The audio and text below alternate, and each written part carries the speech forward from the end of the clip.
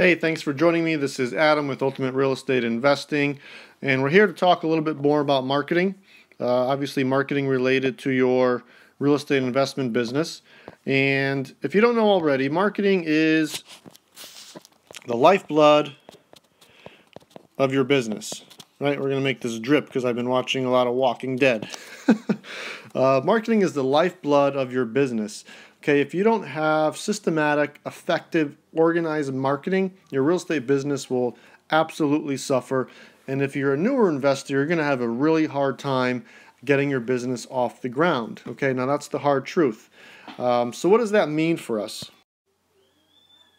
Well, some investors think that they can simply have a sporadic marketing campaign, sort of throw some marketing out there here and there, and have good results, but it's not the case. If you don't have a system in place for implementing effective, organized marketing, your business is absolutely going to reflect that.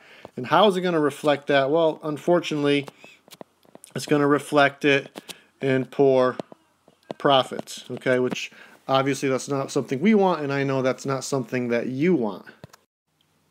So that makes us beg the question, how do I know if my marketing is effective? Okay, if you haven't asked yourself that, for 2015, it's a good time to ask yourself that question and see if you can answer that question. There's a lot of variables to consider when answering the question of effectiveness of any of your marketing campaigns. Too many actually to talk about in any one video. So we're going to tackle one topic, which I'll get to in just a little bit. But obviously, in real estate investing, there's also many forms of marketing. For this video, we're going to actually talk about direct mail marketing campaigns or drip campaigns. If you're newer, these types of campaigns simply involve you, the investor, writing and sending letters to potential sellers.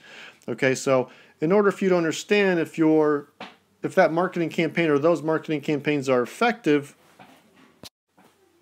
you should be asking yourself, how do I know if my letters are effective, right? If you're mailing to multiple different lists, such as probate or bankruptcy or a foreclosure list, right? How do you know which campaign is more effective than the others, right? Or how do you know if your list quality is good, meaning is your list provider giving you accurate information? Are your letters being opened? If you're using a subcontractor to send out letters, which we do, are your letters actually being sent out? Maybe they're simply telling you that they are, or it's not sending any out, or only sending a portion out, which obviously will reflect in your results. Other questions, right? Is your copy effective? If they are opening your letters, is what you're actually writing in the letters effective and giving people a sense of urgency to actually pick up that phone and give your business a call? Okay, so knowing these answers will obviously help you make better decisions for your business.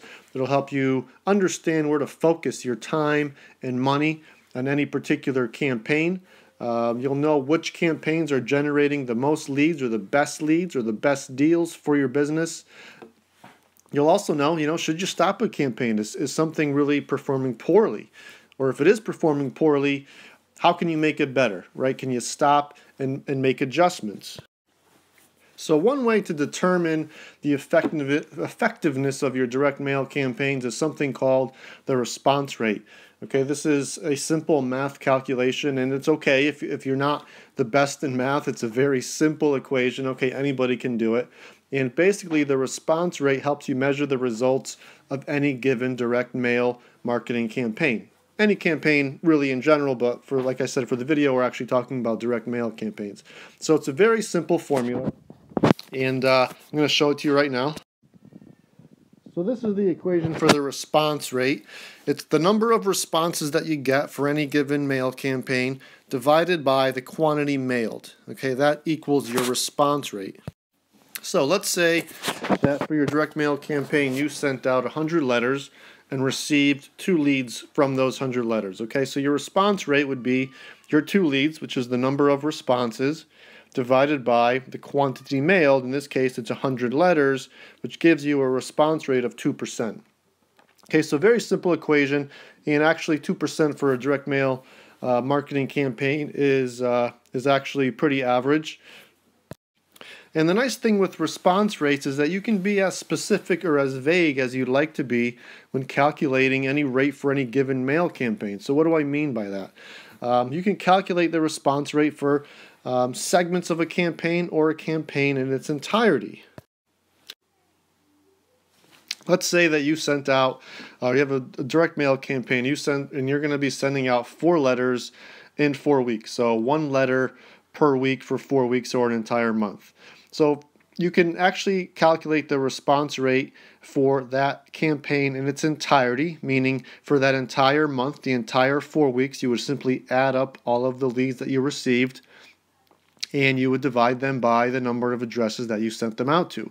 So you would have the response rate for that particular campaign in its entirety, or you can calculate the response rate for those 4 letters individually, meaning you can do a response rate for letter 1, letter 2, letter 3, and letter 4, which will also give you some valuable information. Maybe one of those letters is actually more effective than the others, right? Maybe you see over time that letter 3 gives you the best responses. Well, you can then take a look at letter 3 and see, is it something in that letter that is actually producing those results and that's making it more better than the other 3?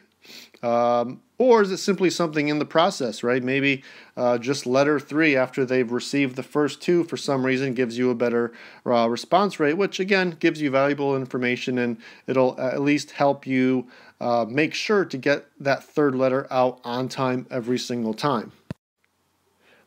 And you can also calculate response rates for other types of campaigns. Let's just say bandit signs, right? A lot of people put up bandit signs. You can do response rate for bandit signs. How many signs are you putting up? How many leads are you getting? And what information will that give you? Well, it's actually going to help you track responses per town, right? Which towns are you getting the best responses or the most responses from? Which ones are basically more receptive to this form of marketing in your area? You can also track responses per town based on the hour, right? Are you getting better responses posting at 9 a.m. or 12 a.m. or 12 p.m. or 9 p.m.? I mean, it doesn't really matter, but right, what time is the best per town to post signs? Also, you can actually track different routes within the same town and see which route gives you a better response. So basically, it's going to give you a lot of valuable information, and the point of it is to help you maximize your marketing dollars, right? By making smart, informed decisions based on hard numbers rather than simply throwing things out there and hoping that they work. So overall, the response rate is going to give you a good measure of the quantity of your responses, right? The effectiveness in terms of how many leads you're generating. It's not going to give you the quality of your leads, which is what we're going to actually talk about in next week's video when we talk about conversion. But until then, just make sure that you start tracking your response rates for whatever marketing campaigns you currently have going, or for any newer campaigns you're going to be starting. As usual, make sure to check out the link at the bottom of the video, which will bring you to our new blog, and it'll give you a recap of this video. And stay tuned for next week, and we're going to talk about conversion, and we're going to give you some more valuable information. Take care.